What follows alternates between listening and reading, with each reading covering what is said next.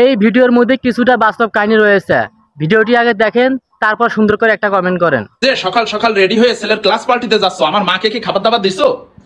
তোমার মাকে আমার খাবার দাবার দেওয়া লাগবে কেন? সবকিছু রেডি করা আছে, তোমার মায়ের হাত পা নাই, নিয়ে খেতে পারবে না? এক চড় দিয়ে তো হাত ফেলে দেবো। এই কথা বলা সাহস পাও কোথা থেকে তুমি? দিন দিন তোমার সাহস বেড়ে যাচ্ছে।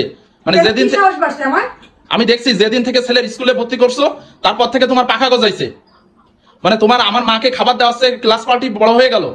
শোনো, বাচ্চাটার ক্লাস পার্টিতে সবার মা যাবে, আমি যদি না যাই ছেলেটার মন কত খারাপ হয়ে যাবে তুমি জানো?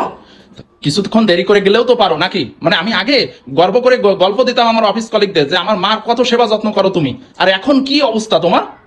কি অবস্থা আমার? মানে এখন কি আমি সারাদিন তোমার মায়ের প্রতি দায়িত্ব পালন করবো, আমার সন্তানের দায়িত্ব অবহেলা করবো? তুমি তাই বলতে চাচ্ছ?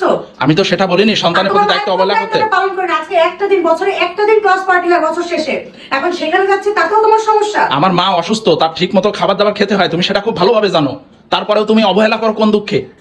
শোনো, আমি একটা কথা বলে দিই, সবার ঊর্ধ্বে কিন্তু আমার মা। আমার সন্তানের কাছে সবার ঊর্ধ্বে তার মা, ঠিক আছে?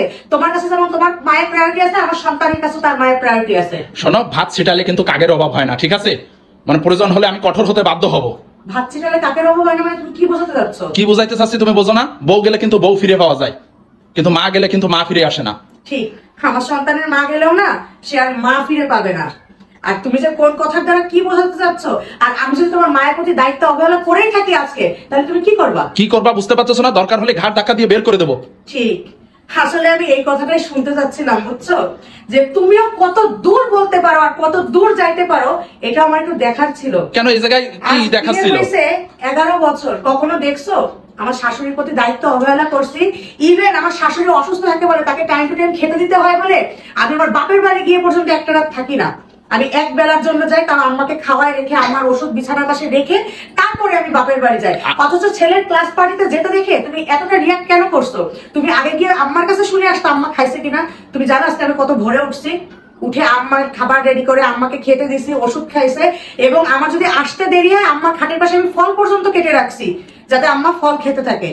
তা আমি যে প্রথমে এসে তোমাকে বললাম যে সকাল সকাল রেডি হয়ে কোথায় পার্টিতে যাচ্ছ, আমার মাকে খেতে দিছো, তা বললে তো হয়ে যেত যে দিছি, তাহলে তো এত কথা বলা থাকতো না। তুমি জানো যে তোমার বউ কখনো তোমার মায়ের প্রতি দায়িত্বে অবহেলা করে না, সেখানে তুমি কেন জিজ্ঞেস করছো বলো তো? এইটাই তো তোমার ভুল, আর এইটাই আমার খারাপ লাগছে। আমি তো ঘুম থেকে উঠে দেখিনি তোমাকে খাইতে দিতে। এই জন্য, আর সেই জন্য আমিও দেখলাম যে তুমি কত দূর পর্যন্ত যাইতে পারো। কিন্তু তুমি আজকে আমাকে যে কথাগুলো বললে না, এগুলো আসলে তুমি ঠিক বলছো না ভুল বলছো, নিজে একটু চিন্তা করে দেখো, ঠিক আছে?